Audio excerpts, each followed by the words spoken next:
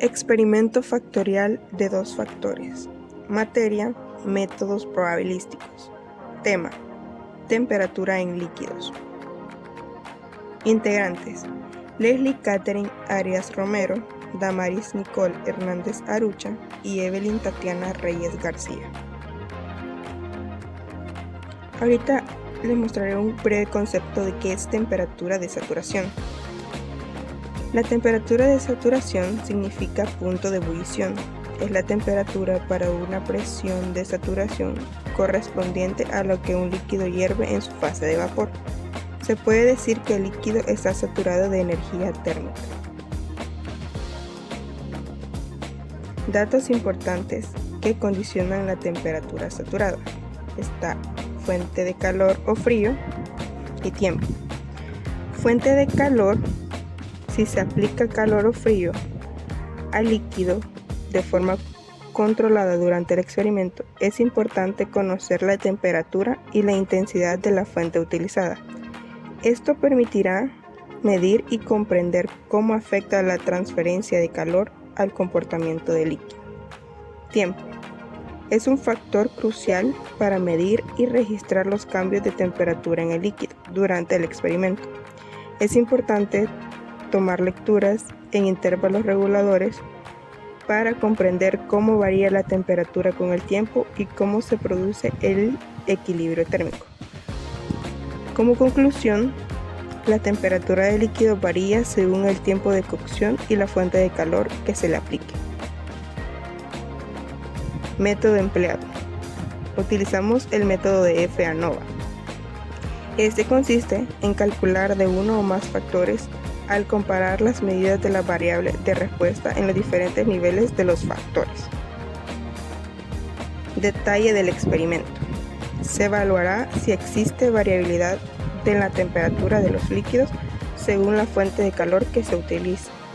Los líquidos que utilizamos son agua, avena, leche y aceite. Resultado del experimento: aquí utilizamos dos factores. El factor A fueron las fuentes de calor y el factor B los líquidos.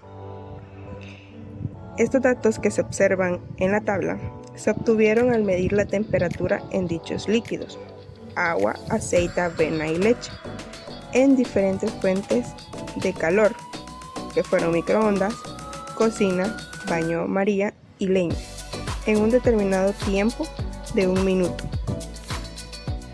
Procedimiento: este experimento consta de 10 pasos. Como paso número 1 tenemos la hipótesis nula. Para probar la hipótesis de no diferencia debida al factor A, tenemos la medida de agua, medida de leche, medida de avena y medida de aceite. Para probar la hipótesis de no diferencia debida al factor B, tenemos la medida de microondas es igual a la medida de cocina, igual a la medida de baño María, igual a la medida de leña. Para probar la hipótesis nula de no interacción de los factores A y B no tienen interacción, es igual a 0.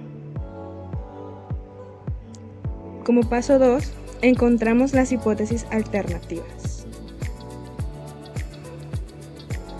Como paso 3, tenemos al nivel de significación de alfa. En este paso tenemos nivel de confianza que sería al 95% y tenemos el nivel de significación al 0.05. Esto se divide entre 2 y tenemos un resultado de 0.025. Nos pasamos al paso 4. En el paso 4 tenemos n', que sería el número de valores réplicas para cada celda, y n es el número de observaciones del experimento, con n igual a RCN', donde n es la cantidad de réplicas, en nuestro caso sería 4. R es el número de filas, en este caso serían los líquidos, y C es el número de columnas, que son los 4 factores de calor. Y n sería la sumatoria de todos los valores, en este caso sería 64. Como paso 5 tenemos la prueba F para el modelo de diseño factorial de dos factores, que tenemos FA, FB y FAB. En el paso 6 encontramos los valores críticos. En este caso interpolamos y nos da una medida de 3.4 en FUA, en FUB 3.4 y en FUAE 2.4. Continuando con el paso 6, encontramos los valores críticos. Interpolando, utilizamos la fórmula de FUA donde sustituimos datos. Paso 7. En este paso, recolectamos los datos y calculamos el valor de muestra de la estadística, donde sustituimos los valores aplicándolo en la fórmula y aplicando los datos del paso 6. En este caso, FA, FB y FAB. Se calculan los cuadrados de la suma de réplicas y se obtiene 0.2468 para FA, 4.2669 para FB, 20.296 para FAB y 96.4 para error. A continuación se calcula el cuadrado medio del factor AB, factor B, factor A y del error. Esto nos da como resultado para A 0.08, para factor B 1.42, para factor AB 2.25 y para error 2.008. Luego, para encontrar F, se sustituyen estos valores en la fórmula y nos da como resultado factor A 0.04, factor B 0.70 y factor AB 1.12. En la siguiente tablita tenemos un cuadro resumen en los cuales especificamos los grados de libertad utilizados, la suma de cuadrados, en los cuadrados medios y F. Paso 8. En este paso obtenemos la campana de Gauss y visualizamos si cae en rechazo o no. En este caso caen en zona de aceptación. Paso 9. Para FA se acepta la hipótesis nula, para FB se acepta la hipótesis nula, para FAB se acepta la hipótesis nula. Paso 10. Respondemos a las siguientes preguntas. ¿Existe evidencia de una diferencia entre los 4 tipos de líquidos y la temperatura con respecto a su tiempo de cocción?